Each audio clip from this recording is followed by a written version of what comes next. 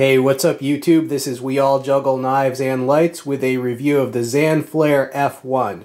It comes in that box. And here is the light itself. Now it comes with some extras. A lanyard, some spare O-rings, a micro USB to USB recharging cable, and it comes with a carrying pouch which has a zipper closure, a belt loop, and the material feels like neoprene. So here's the light in hand. By my measurement, it's 5.4 inches in length, and it also comes with this removable pocket clip. Now here's a shot of the emitter and the reflector, and when I flicker it, as you can see, it is a smooth reflector. The light has 5 brightness levels, with the maximum being 1240 lumens. But keep in mind, that's only a 30-second burst mode. And it has 2 special modes, SOS and strobe. To turn the light on, you press the tail switch. It has a memory function, so it'll come on in whichever brightness level you turned it off in. Once it is on, it has momentary on. So you can half press the tail switch to flicker the light. In order to select from the first 4 brightness levels, you press the side switch. Alright, that's moonlight. This is the second mode, third, fourth.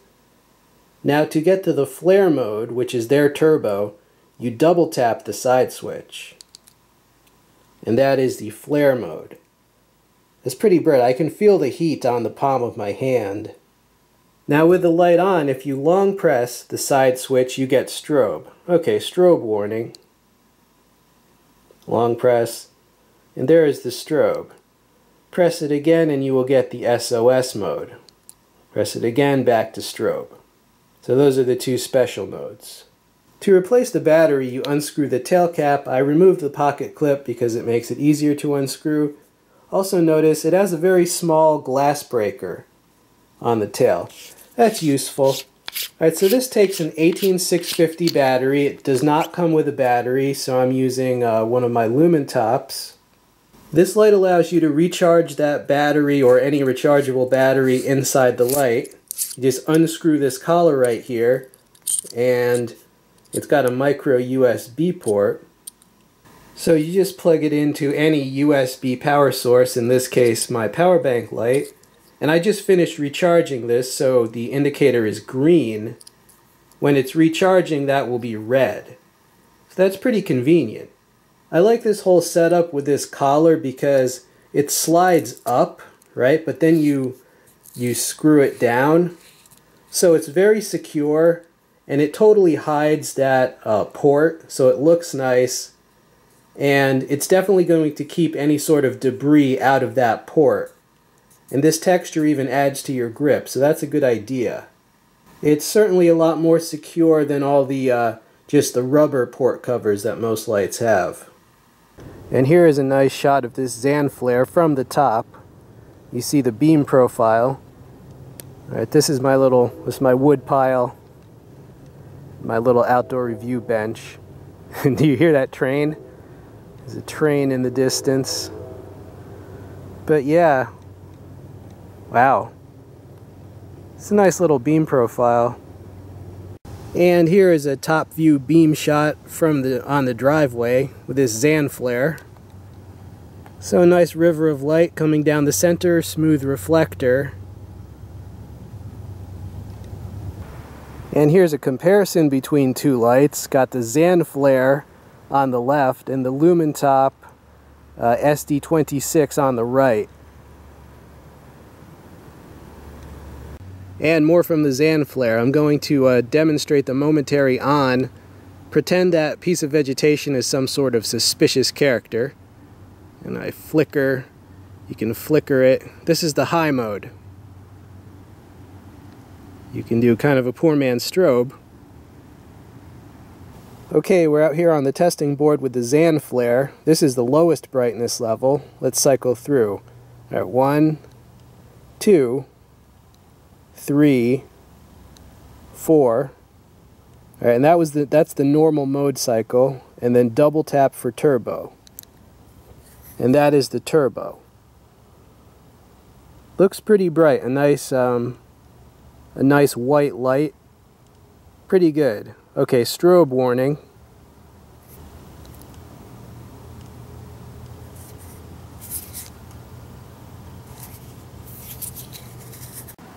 I am up here in the second story window with this Zanflare light, pointing it at the yield wood pile, the testing board, reaches out to those chairs. Just panning around. This is pretty good at backyard ranges. Pretty good. Final thoughts on this Zanflare. Alright, let's do pros and cons. I'll do the criticisms first. That 30-second turbo mode, I feel they could have given you a longer turbo mode because the light didn't even really get hot. So I think instead of 30 seconds, they could have given you a minute, 2 minutes, maybe even 3 minutes. So I do think they should increase the time on that turbo mode. I see no reason not to. Like I said, it didn't get overly hot after 30 seconds. Now I would definitely prefer that they put the turbo mode in the normal mode cycle. Now, if they want to make a separate shortcut as the double tap, that's fine. The shortcut is fine, but I think it should also be available in the main cycle. And my only other criticism would be that the very long press to get to the strobe pretty much means you're not going to be using the strobe tactically.